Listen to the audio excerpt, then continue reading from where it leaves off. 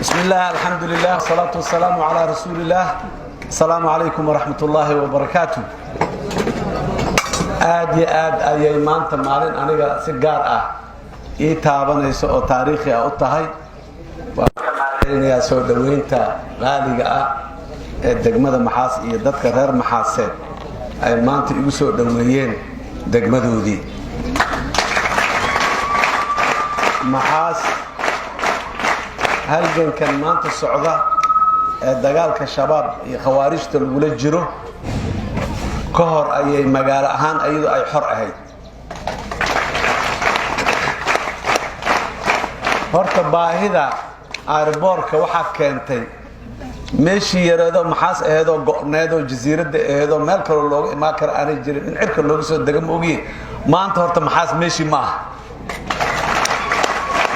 waata oo madaxweynuhu ku sheegayo oo inta dad ka timaad iyo habeen madow hadaad balweyne ka soo baxday iyo subax dad ka soo baxday inta ka dhaxle aad Maxaas imaanayso. horta baahidii shalay Maxaas ay qabtay maanta baahiye ka duwan ay qabtaa sida aniga ay ila tahay. ceelka iyo dhakhtarka iyo iskuulka iyo howlahaas iyo howlo kale ka waaweyn iyo dhismaha maamulka degmada iyo howlo aad u waaweyn socdo. wasiirka arrimaha gudaha waa kii hadda halkan uga dhawaaqay Maxaas degmada ugu horeysay ee xoreynta kadib xarunta maamulka iyo maxaan ku raadayay dhismihii dawladda loo dhisay inay ayada koow horta ay tahay. degmooyinka kale ama hadda laga xoreeyo ama horay xorha u ahaadaane dalka oo dhan insha Allah ta'ala wax siman oo ay ka wada siman yihiin oo horumarka la xiriira ayaa dawladdu ay ka qaban doontaa fayskan dagaalka markaan ka soo jeesano waana si bilaabaynaayo meeshii hadba xorowdo wixii loo heli karo waa geenaynaa. airborka aad codsateen Maxaas waa loo sameeynaa hadii ay laakiin waxaan idinka rabaa waa baahi dhab oo jirto oo dareenkeedu idinku weyn yahay sida mas'uuliyiintii madaxdii dadka hadlay ay u wada celceliyeen aan dareemayaa. laakiin dhameystirka shabaab yaa asigana muhiimad kale oo weyn noo leh.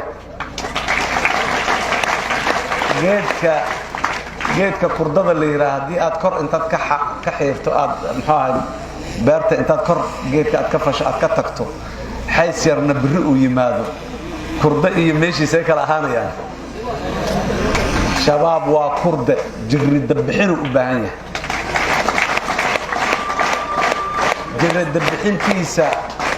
reer Maxaas ciidan markay joogtana waa yaqaaneen. عقيدة ما كي جوكتنا كهرة بنت أسوس شيئين شباب إسكعلية. لمن كان عقيدة الإسلام كدين الإسلام كقيمها بدن أي نوصل قبضين. لكن وحنا ربعنا ندي شيء وذا دنا معها دين الشقة كمرة وكوح مافيا أو مروين أو دين أسوها جوجتي واي مرضي أنا عندنا كقارنا رنادتكم إنه وضع أركان مافيا نمدون. برعد جدك تاجن قاطع الطريقة أي دينتو كهذا الشيء وحي كدويهن ماله نفتيان أمانك هيرين مالكيان أمانك هيرين ضدكيان أمانك هيرين شرفتي كرامتي عزيان أمانك هيرين دينتيان أمانك هيرين نمالكو كنت المامي كراني وان امتحان إلهي ودنبيدي وران قلنين لوغو قدايه هذا الإلهي وان قلنا الحمد لله كتابكي سنة قعنت بديك تنقوها يسانا نمانك كبين شيء يعني واسكد عينينا هذه دل كان أي صومري جرت الدولة دين تلقى إلاليه وأيضا دين تلقى الدفاع وكسو قدومنا ما أنت الدولة دين تله أو هرمرت هذا يقرح هذا يدفاع هذا إنه كإلالي الصوت وحا أو محنكر وحن خوارجت أي وطان وقربناك لوغا صوت درساني أن دينك أهين دولة dadka soo dawlad ilaaliso amni u sugto soo u baahan diintu inta soo kale u baahan tahay hadii kale shaydaan kasta meelo inta ka soo galo warxan loo joogin ku darsana lagu darsamay ogolaameen ummad muslimiin ah sunniyiin ah oo sunnada rasuulka kaleey salaatu wasalaam ku toosan oo maxaan ku shaafiiciyiin ah oo maxaan ku raaday ahlus sunna wal jamaa ahaana kale xamayna وحوجينا wixii banaanka laga yimiday iyo wixii meelaha laga soo dhoodhoobay shalay iyo daraad yimidayna abka ummadan saaf lagu ma islaamin shalay xoog lagu ma islaamin qoorka gooyo lagu ma islaamin faham ilaahay uu siiyay rabitaankooda ku islaameen maantana diinta intaas ay ku haystaan boqolkiiba boqol muslimiin ku yihiin diintii aan ku qasbaanay kar intuu ka yimid kumanaan sano ka hore sidaas kun sano ka hore sidaas ahaayeen waxay tahay maanta diinta lagu qasbaayo oo loo keenayo cusub maanta la keenayo kun sano tii ay soo haysatay ku dhasheen ku dhaqmeen aan ahayn diintana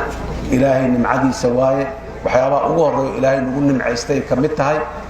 uma ogolin in maxaan ku yiraahdaa dulmi iyo dulinimo loo isticmaalo too qodobkaas aan ka korna marka khawaarijta علماتي دمانتين حديث الرسول عليه الصلاة والسلام يسفوين كودا يسدو أتلمان بواتقان لغما آيات أخرس بدنا لغما حديث دليل شبدنا لكن حيترك مالحنا إلهيين أو وحي كالو دينتو أي إراليسي ومحانكو إراداي ودن